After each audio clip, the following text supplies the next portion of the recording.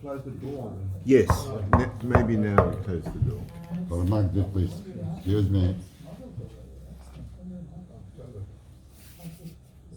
Well, So it's yeah, Parshas Ra'eh. Ra'eh means sea, and I'm going to take you through three sikhs which have apparently different subject matter, but really it's the same subject matter, and it's all on this week's Parsha. So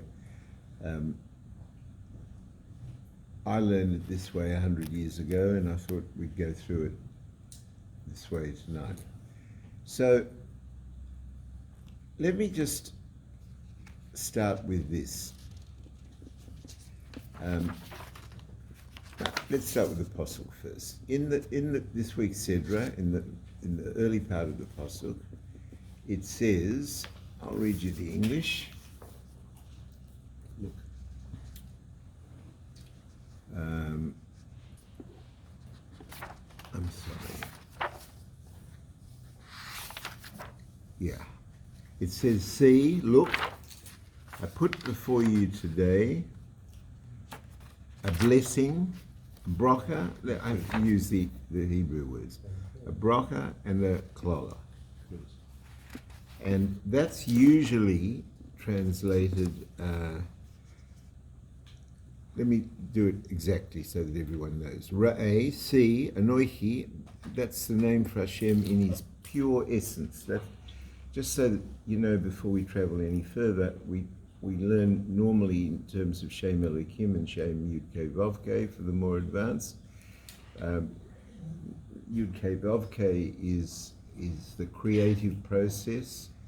Shem Elokim is the hiding of the creator process. And they are steeped in mystery, as we spent, I think, last week's shir or the week before going into this in some detail. But the word anoichi is used in the Aseret Sedivros, in the Ten Commandments, and when the word anoichi is used, that literally means I, but it means Hashem's essence. So we're talking about a completely different level of godliness, not a level of revelation, but a level of essence.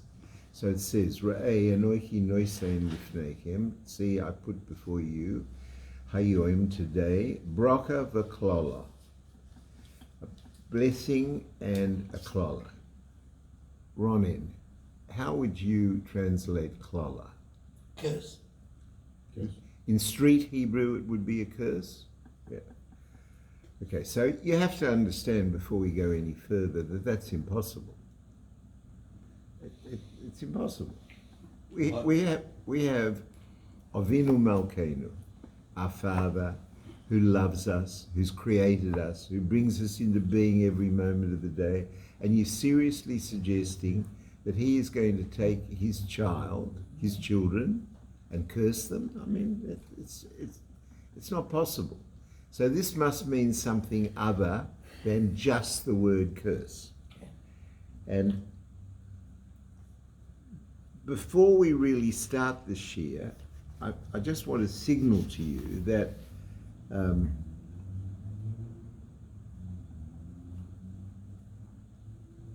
let's start with the bracha.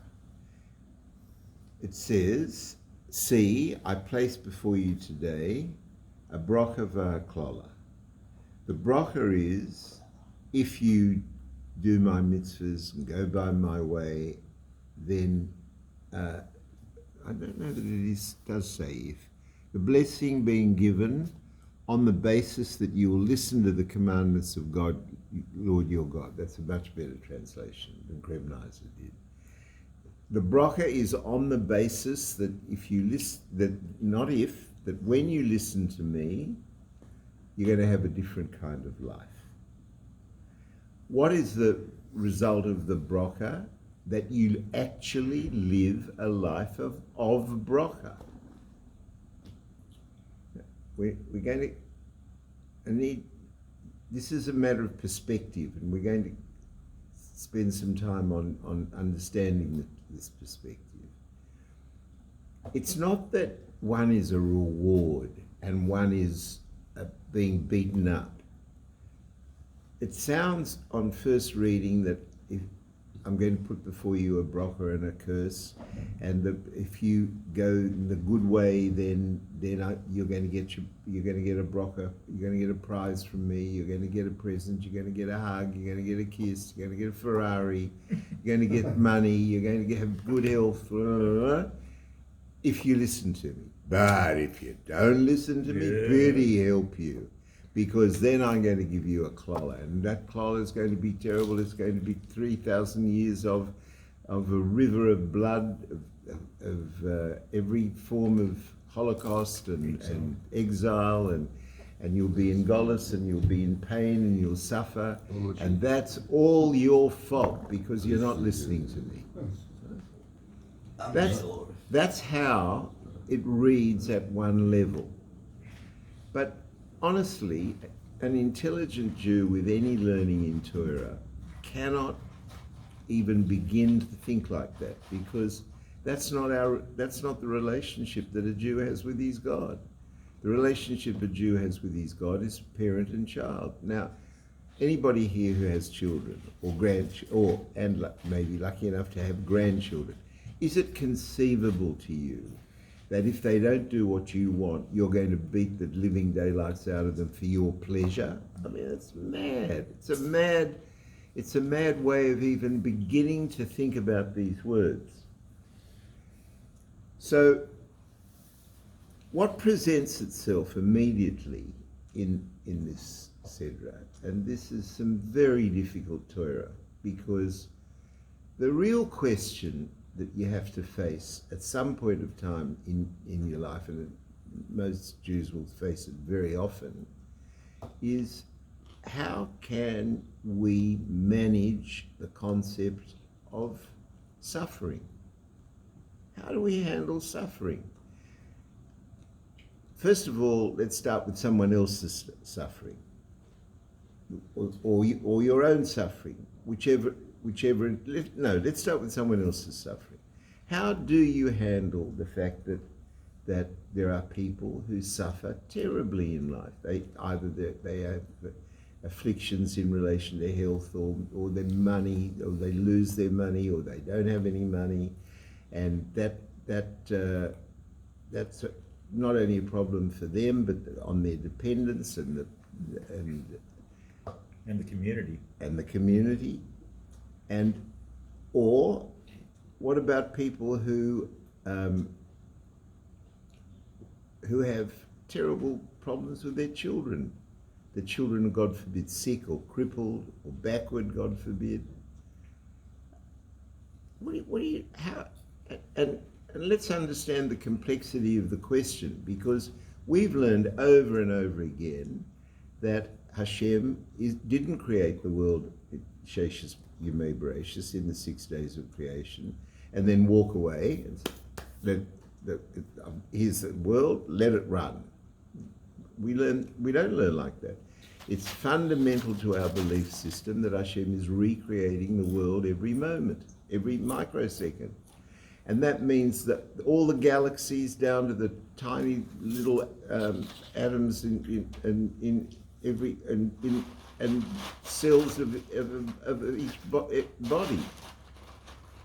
DNA. We share 50% of the same DNA as a banana. Did you know that? Yeah. So, and yet, with all this genius, and it's all being controlled and being re-brought into being every moment. So you can't say, well, Hashem isn't really noticing the suffering. You can't say that it's anything other than deliberate.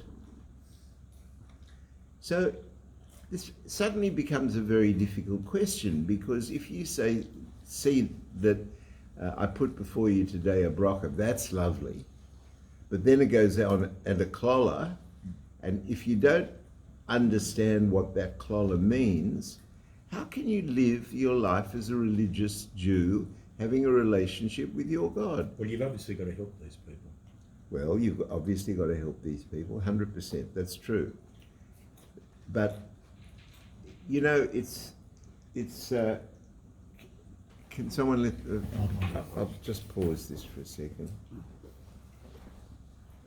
Pause. I'm pressing the resume button, I suppose that'll work. Is someone else? No. Okay. Where's the resume button? It's gone. Oh, it's working. So you can't say that Hashem doesn't know, and you can't say that it's not deliberate. And, okay, it's a good answer that we have to help people, but at the end of the day, you've got to get to the point where if Hashem is what's called he's able to do anything, absolutely anything, he's unlimited, he's infinite, he could have made it in a different way. Why should the price of helping somebody be so painful for the poor person that's in pain and difficulty? So, and that's when you're talking about other people. When you're talking about yourself, if you yourself are in pain and difficulty, then there are other considerations which we'll come to in a minute. So let's start with the brocha. This in itself is very interesting because it doesn't say, see, I put before you today a brocha and a klola, and if you're going to do the right thing, you'll have the brocha. It says that if you live in a certain way, you are blessed. You have the brocha. What does that mean? So it means that there are two kinds of life. There are two kinds of perspectives to life. We're talking now about brochas. You can either spend your life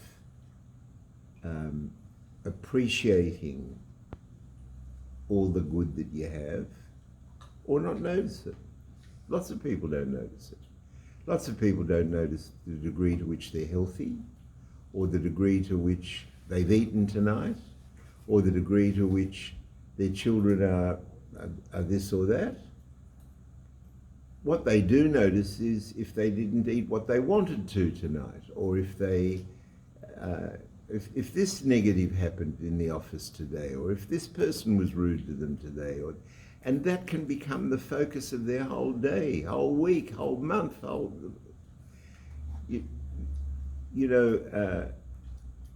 there's a pasuk in the Talmud that says, it's very deep, it says, it's better to be kind than right. You know how important that for most of us, we don't get there. We don't even get to the fact that it's better to be kind than right. You have to be right. That's all there is to it. You have to win the argument. Do you know what he did to me 3 days ago, 14 years ago, 5 weeks ago? To bless him. And with a snap of the fingers, you can forget what he did to you yesterday and talk about now and enjoy his company and help him, let him help you. Put your arms around him. Have him as your brother. Who cares what he did last year? It's past, it's gone. Slate, after slate. So there's a very strong factor of perspective in this. You know, we are blessed. We're incredibly blessed. And honestly, if you had to set yourself homework, and if I said to you, I can arrange for you to get a prize of $100,000 if you can give me a list of 100,000 blessings that you have. Believe me, for $100,000, most of us would find it. It's $1 a blessing. Yeah, most of us would find 100,000 blessings. But on the other hand, if you get up in the morning and you're going to face your day, all you're really thinking about is what bullets you're going to dodge, what problems you're going to try and escape, and who you can bury in return for what they did to you 3 days ago. So Hashem in this section of the Torah is saying a very deep thing. It says the first thing you have to understand is that if you live the way I'm telling you to, if you live the way the Torah mandates, the manual for life mandates, your life will be a life of bracha. It'll be a life of blessing. And you won't see curses. Now, if someone's in pain, if someone's suffering, if there's a Holocaust, we'll come to that in a minute.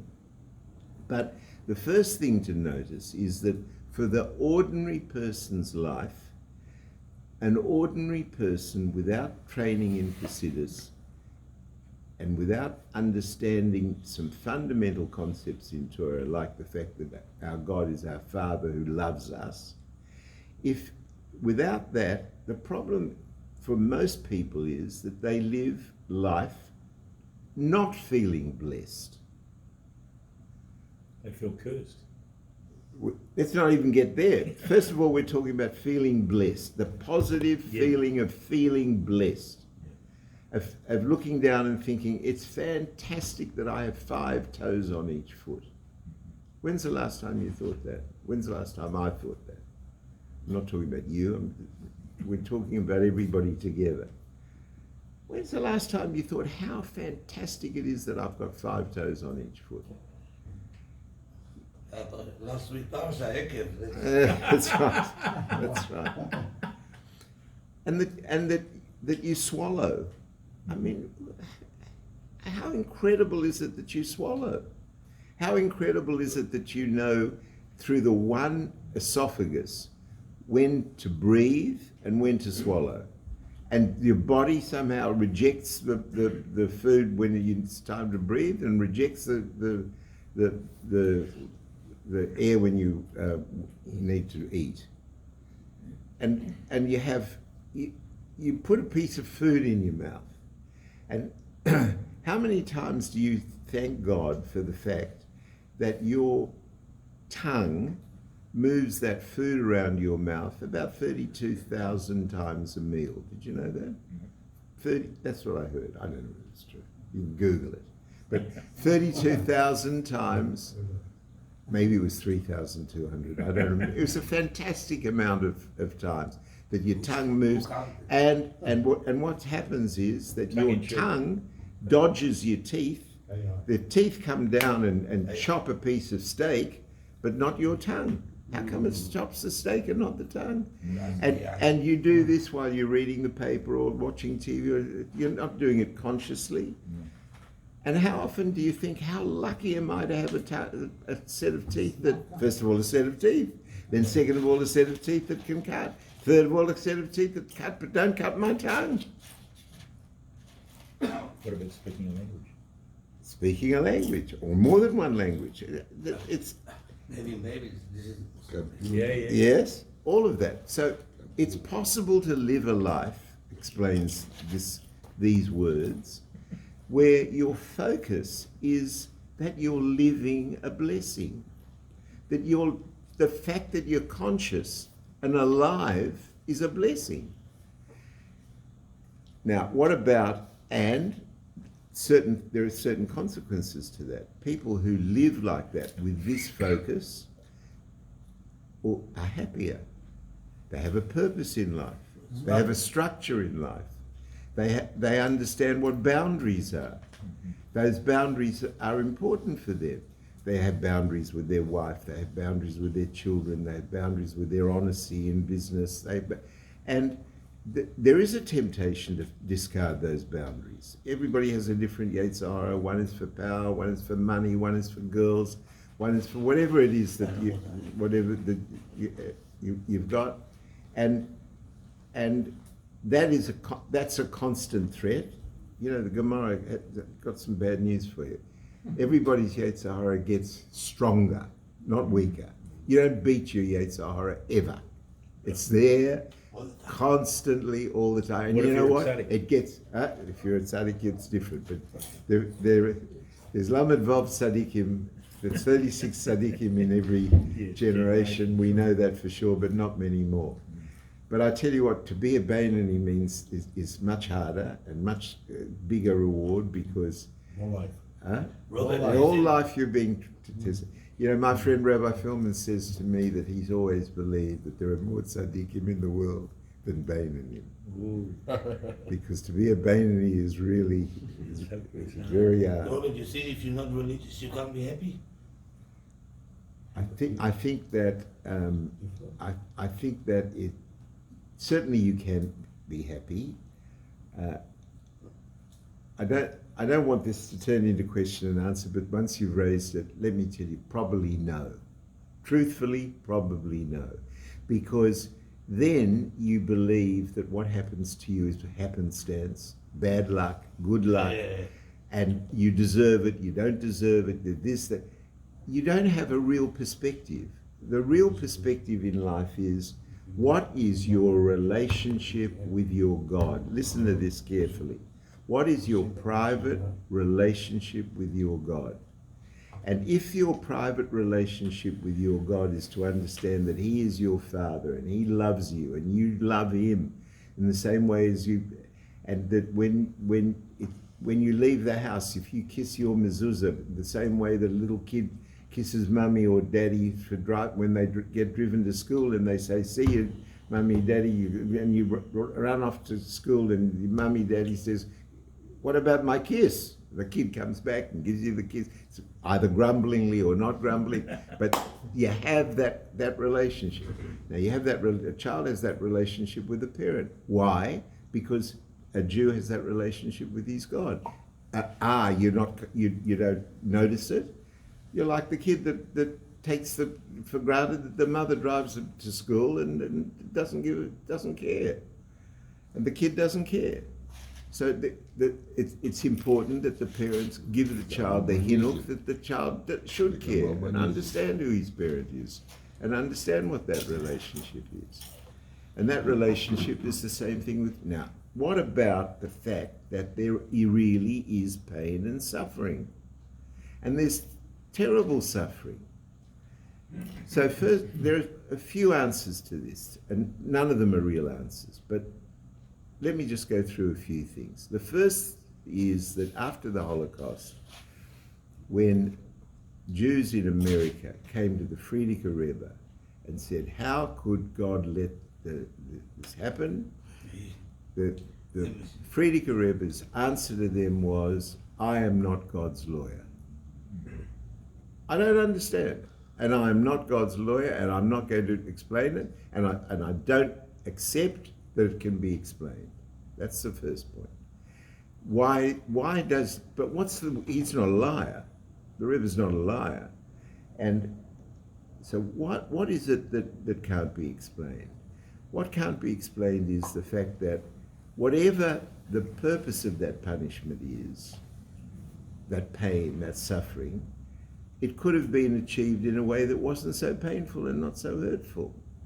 But again... And maybe no Israel, there won't be Israel. Well, okay, so there are side benefits. Okay, so the next perspective is that we see so little. We don't see any. We don't see what happened last generation, the generation before, your parents, your grandparents, your great-grandparents, your great-great-grandparents, their relatives, what happened in that generation? What were the neshamas in the bodies doing in that generation? And if they did things in that generation which were negative, and the purpose of every Jew's Yerida into a guf, descent into a body, is to overcome challenges and go to Gan Eden, ultimately. If they're being prevented from going to Gan Eden, how do you know that Hashem isn't giving them a bath? A spiritual bath, cleansing off the problems that they've made for themselves, out of love. You know what? The moshels use that if you have a little kid, a baby, and the baby defecates into its nappy, and the mother or the father cleans the baby and has to scrub sometimes, and it hurts the baby that he's scrubbing but you have to clean off the feces, especially if they've dried. So a second perspective is that for whatever reason, Hashem is doing you a favor, protecting an ultimate position that you and I don't know anything about. But most importantly of all is to understand that since we learn that there is no bad coming from Hashem, whatever is happening, for whatever reason that we don't understand, if you want to live this life of a bracha, you have to be certain that it's for good. And how hard is that? But if you are certain that it's for good, let me invite you to share this perspective, that you're certain it's for good. It doesn't, I mentioned Rabbi Philman before. I tell you, in the last Fabring, he and I had it last week, he was saying that Mendel Horodoker, he was a very famous sort of Rebbe in Chabad, explained what was the big deal of Avram Avinu and the Akedah. Everyone knows the story of the Akedah, right? What was the big deal? That he was prepared to shecht his child? Jews in history have all been prepared to do bigger things than that. Hannah, everybody knows from Tanakh, Hannah lost 7 sons. 7 sons. She was stood by and watched 7 sons be killed. So what's the big deal about Avram Avinu with 1 son? Okay, the answer is zrizus, that he did it quickly without. And another answer is that he was the first. Huh? He was the first. He was the first, and not only was he the first, but God promised him that his progeny would be through Yitzhak. Yes. And now he's being asked to shecht Yitzhak. So what's going to happen to his progeny? All of these explanations are there. But Mendel Horodoker said a different thing. He said, what was the big miler that today we say the Akedah every day in our davening? It was that it didn't occur to him, to Avram Avinu, that it wasn't for good. Yes. It didn't even occur to him that it wasn't for good.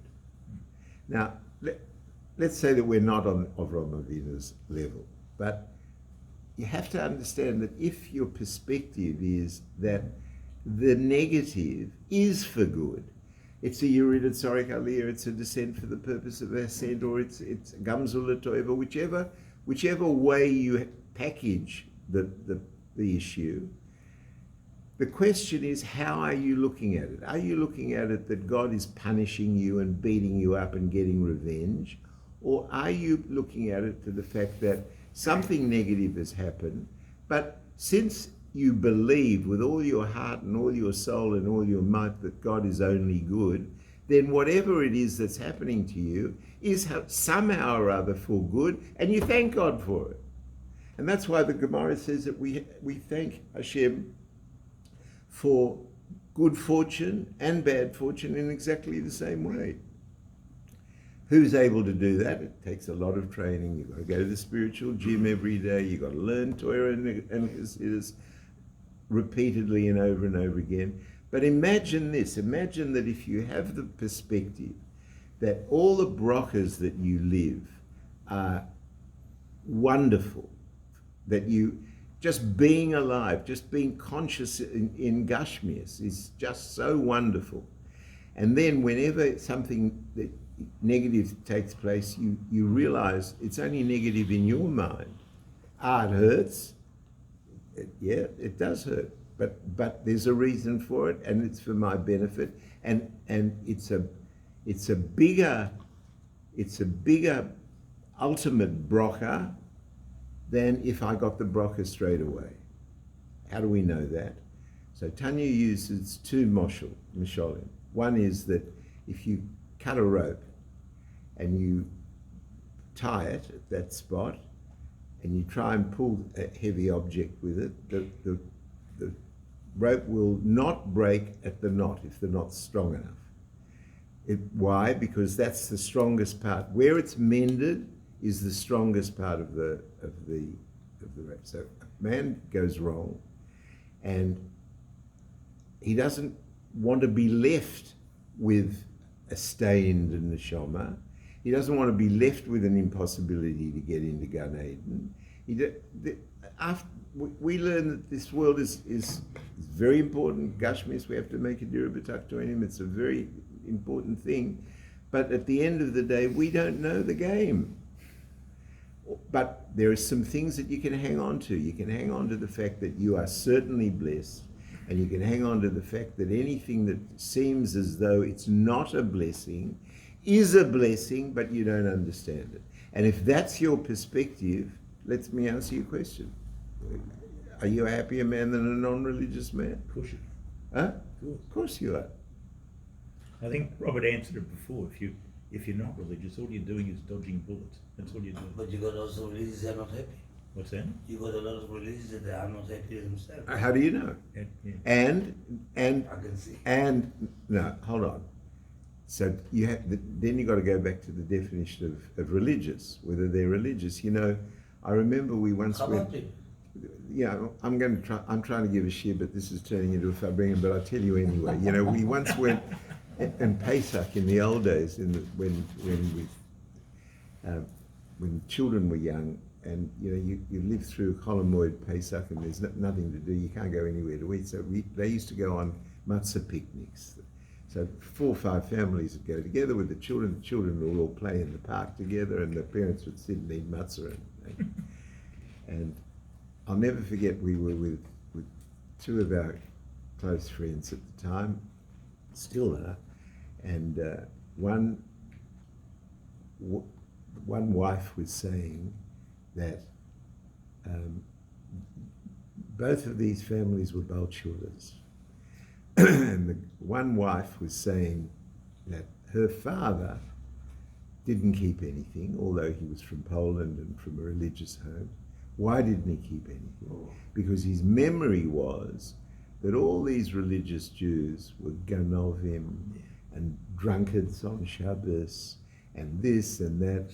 And so what sort of religious Jews are they? And the other wife, who was sitting, there were three couples together, the other wife said, I'm sorry, they weren't religious. And that's the simple answer. The simple answer is, you can't use a word and not have the meaning of the word. The meaning of it's like saying a religious Jew's a crook. How can a religious Jew be a crook? He can't be a crook. He's not religious. That he's a crook is for sure, but that he's religious can't be right. You know, one of the things the Gemara, there's a question that you're asked before you go into Shemayim. Were you honest in business? That's one of the open Gemaras. The first question. First question. Be honest in business. Now, it's like, you know, it's like asking. You have a frum person who keeps Shabbos, right? So-called religious person who keeps Shabbos, but then he decides he can't make a living if he doesn't keep Shabbos because he has a shop. He comes from Europe to Australia. This would happen very often. And Saturday is the busiest day for retail. Yeah. So he had to work on Shabbos. Is he a religious Jew?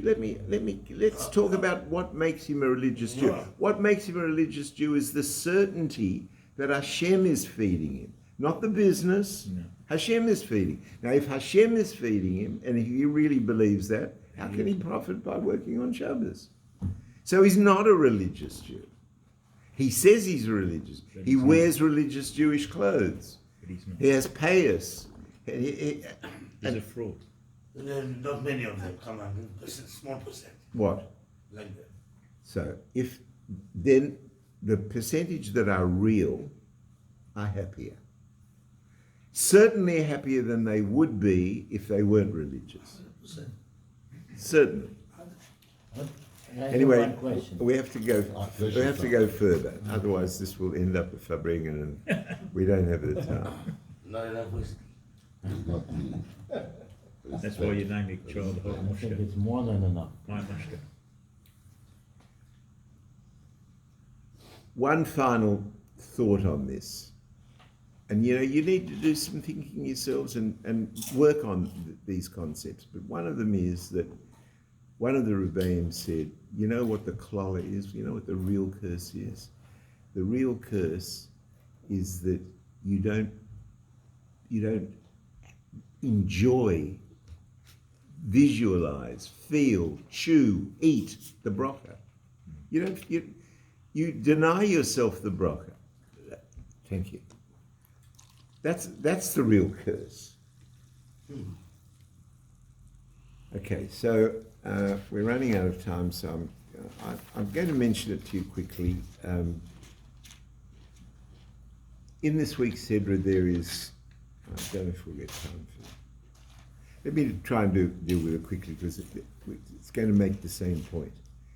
There's a warning that you can't have a novi sheker, a false prophet. What's a false prophet? A false prophet is anyone who denies any part of the Torah, or who says, I saw God today or yesterday down at the car park, and God spoke to me, and God said that from now on you don't have to eat kosher. Right? Now, let's suppose you believe this guy saw God. Let's say you do. He's very persuasive. He can talk like Hitler, Yermak Shemoy, or like lots of hypnotic speakers who will have you believing whatever they want you to. And he tells this speaker convinces you that he had a dialogue with God, and God says you don't have to do what I said anymore. So that is our definition of a novi sheker, of a false prophet, and it is a very dangerous thing in Yiddishkeit, because there have been many people who, whether through Kabbalah or other means, have been able to access demonstrable interferences with nature. And the Torah warns that even if that person does interfere with nature, if he says something contrary to Torah, then it is a novi sheker. So the Rebbe discusses a situation in Tanakh. We don't have time for it, but I'll tell you very quickly. So everybody knows that there was a lot of trouble in the Avodah Zarah with a prophet called Baal, and Eliyahu Hanavi says, we're all going to gather on this mountain. You're going to have this group and this group. You'll bring your korban, we'll bring our korban, and the fire that comes down from heaven and eats up the korban will tell us whose korban is a true korban, the one for Baal or the one for Hashem. And this happened north, near Haifa, at Mount Carmel.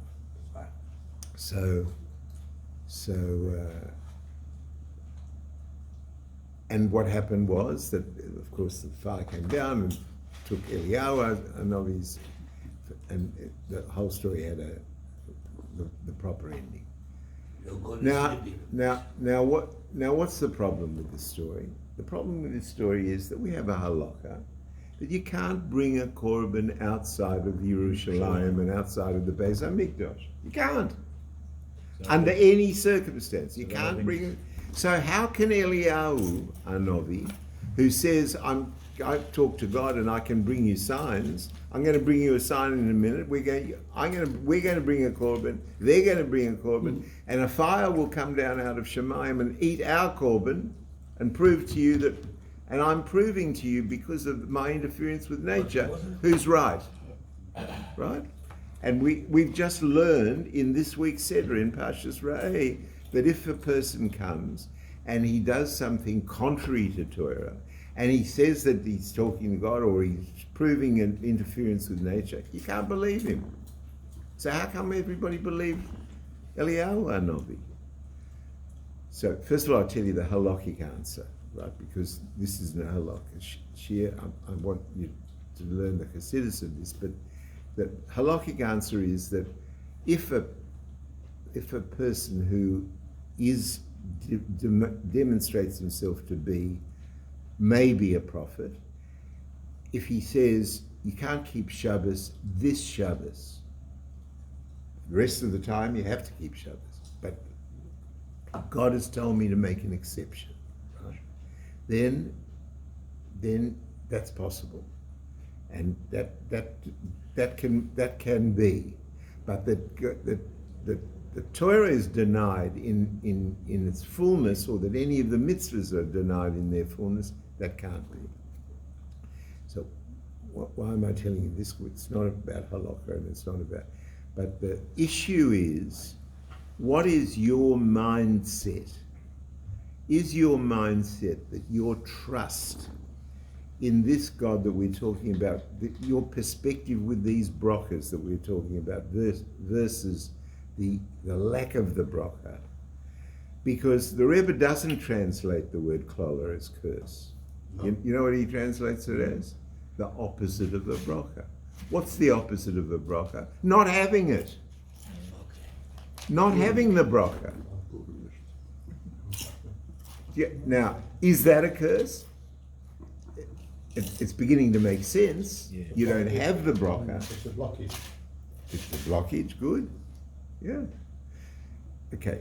But if your trust is so strong in your God, then if you have this man come along, no matter how fantastic he seems, no matter how wonderful he talks, and no matter how seductive he is, you know where the main game is. The main game is that is with the brachas, not the clovers. That's the main game. So finally, I want to talk to you about Why is it two different mountains? huh? The mountain, why is it moving? There's learning on all of this. At which mountain was higher and wasn't it higher? And I'd like, although we run out of, I hope we get enough time to probably won't, to spend on this properly. But the next thing in this Sidra that requires attention, because it's the same perspective, you'll see this in a minute, this is the chapter in which we get the mitzvah of tzedakah. Now, I need to explain that there are two things that a Jew has to give. A Jew has to give what's called Maaser. Maaser is a percentage of his earnings, and that's like a tax. That Maaser has to be given to the Kohanim. There's a whole Ganzer Maaser of the whole set of halakhas.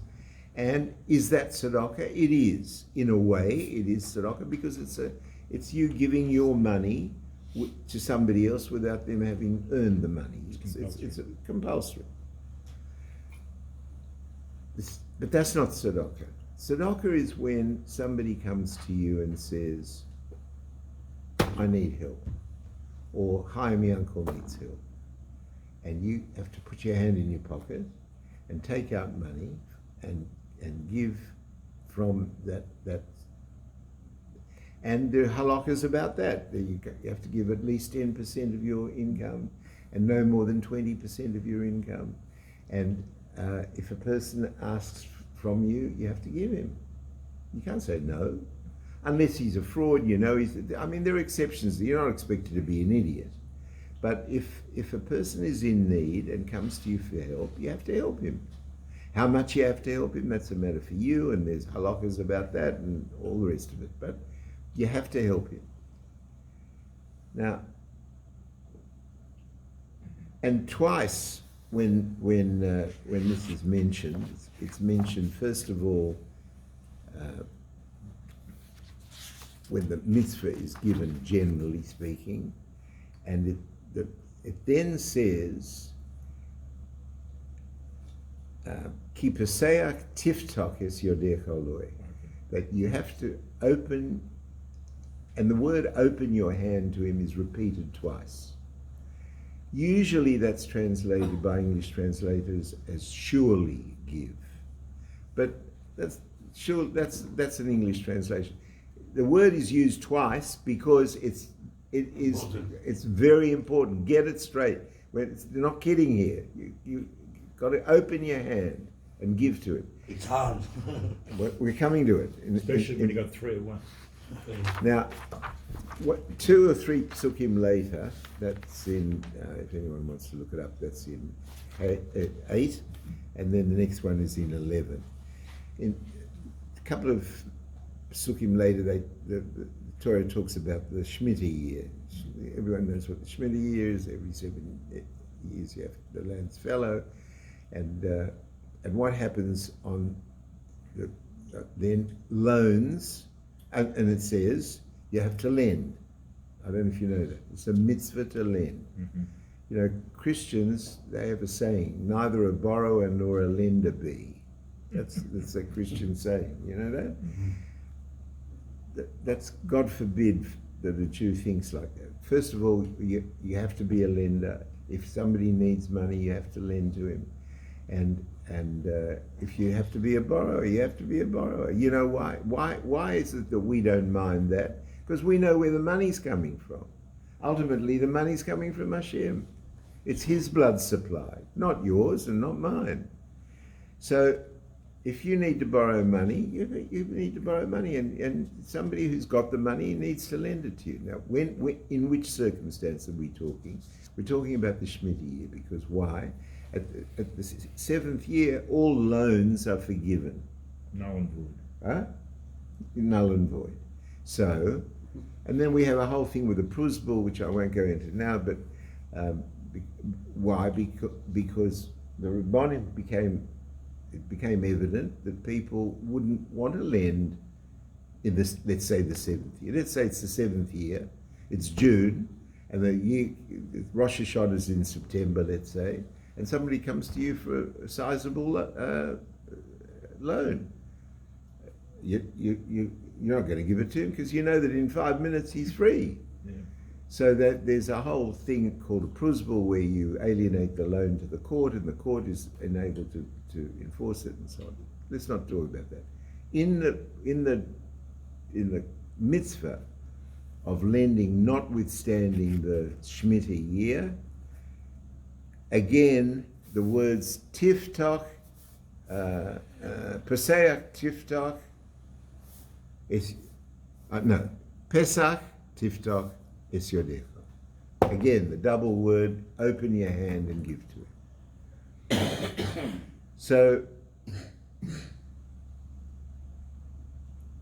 there's a whole different perspective from Rashi and the Rambam, Maimonides. Maimonides is a code of law, Mishnah Torah is a code of law, and Rashi is the soul and wine of Torah. His explanations are. So Rashi says, what's this word tiftach repeated twice? Because the whole thing about tzedakah is not that you're going to give. You're going to give. But you're going to give why? It's a mitzvah. But how do you give? Do you give grudgingly or happily? Do you give not to make the guy feel bad that you're giving to him, not to lord it over him, not to be superior to him, but to give to him happily, so that he's happy and you're happy, and there's no tension, there's no stress in the giving. The Rambam says nothing to do with that. There are 8 levels in his halakhas. There are 8 levels of how you give tzedakah. The best level is when you are giving to someone you don't know who you're giving to, and they don't know who's giving it to them. That's the highest level of tzedakah. And then it goes down slowly, until level 8 is where not only does he know and you know, but you're grumpy about it, and you make him feel bad about it, and you make him feel, I gave to you last week, and why don't you get a job, and all of that. You say you're too sick to work. Who says you're too sick? Show me a doctor's certificate. That's the worst way to give. So the argument between the two of them, and we have 5 minutes, so I'll try and get this so that you understand it. The argument between the two of them, let me give you a moshel of a bird. A bird has wings, right? So the question is, are the wings an integral part of the bird, or are the wings only that which enables the bird to fly? What's the test? The test is kashrus. When we have meat, the Torah mentions the kosher animals, and everything else is not kosher. When it comes to birds, it's all the birds are kosher except for the few that aren't kosher. Why is it turned around a different way? Because most animal creatures are not kosher, and most birds are kosher. What's the chassidus of the birds that are not kosher? Usually it's because they are, they what? They eat meat. Predators. That's the word I was looking for. And we believe that you are what you eat, and if you eat, if predator is not a healthy thing for you. And so there's not a time to go into that now. However, what happens? The question's asked in the laws on kashrus. If the bird doesn't have wings, it's lost its wings, cut off, fell off, had an accident. Is the bird kosher without the wings or not kosher? Answer, kosher. Why? Because the wings are not an integral part of the bird. It enables the bird to fly, but it's not an integral part of the bird. Why is this important? Is the attitude that you have with tzedakah, which Rashi says, why does it say tiftok twice? Twice and twice. To make sure you understand that you've got to give with an open hand and an open heart. That's why it's repeated twice. Rambam, who's a halakhic ruler, who's ruling on the halakha, he says, nothing to do with it. Who cares? And I'll prove to you who cares. You know, it says in the Gemara that if a person loses money in the street, you're walking in the street, you drop your wallet. Right? You don't know you've dropped your wallet. A poor guy comes along and picks up the wallet. Do you get the prize in Shemayim for giving tzedakah to that poor man? No. Yes, you do. Yeah. Yes, you do. But have you really given tzedakah to him? He's eaten, so yes, he likes it. Yeah. He's very grateful. But you, in your heart, you didn't give. So according to Rashi, you haven't given tzedakah. Something's happened. He's benefited. He's grateful to God. That's a good thing. But it didn't But come from him. it didn't come from your heart. Maimonides says, what's the difference? The guy ate. Tachlis. The guy ate. So at one level, so we learn like Rashi. We learn that you have to do it with pleasure. I don't know about pleasure, but certainly without any grudging. You want to help. You want to But help. everyone who gives tzedakah feel good after that. You feel much better. Some It's do. easy to give and take. Some do. I must tell you, I know misers, and it's like cutting off their flesh. They're suffering when they give. You know, these guys. I mean. But they can't be friends. Not many. Anyway, so what do these three things have in common? And what's this about? This parsha is called Ra'eh. It's about seeing. It's about your personal life view. And the personal life view that we must have if you want to have a healthy, happy, constructive life. It's not going to be dependent on what is happening to you. It can't be. Because then you don't know you're not the architect of what's happening to you. Hashem is. So you're not privy to the secrets of what's determining that. But if you learn that your life is a bracha, to begin with, it's a bracha. And then it only gets better. The brachas only get more from toes to your digestive system, to your eyes, to your eyelashes, to the fact that you have saliva in your mouth, that you have the fact that your eyes have a liquid so they can turn upwards and downwards and left and right. And all these, and you have a sense of gratitude to your God and desire to do His will, then you have a completely different life. And you are happier, to answer your question of you're happy. Of course you're happy. You have a structured, purposeful, happier life. And that's true whether, and that's why a false prophet is not worth following, because it's a dead end. And you know, false prophet can be many, many things. It can be communism or socialism or thisism or thatism or LGBT, ABC. I don't even know what they all stand for. And your religion. Whatever it is, that you understand that these are all false deities. That our job is with our parent. Our job is with our Father, with our God, who loves us and looks after us and gives us brachas and everything that and when you say, and when the Torah talks about a klola, it's talking about Nebuch not participating in your brachas. That's the key to it. Can I just say this? Yeah. I had quadruple bypass. Yeah. So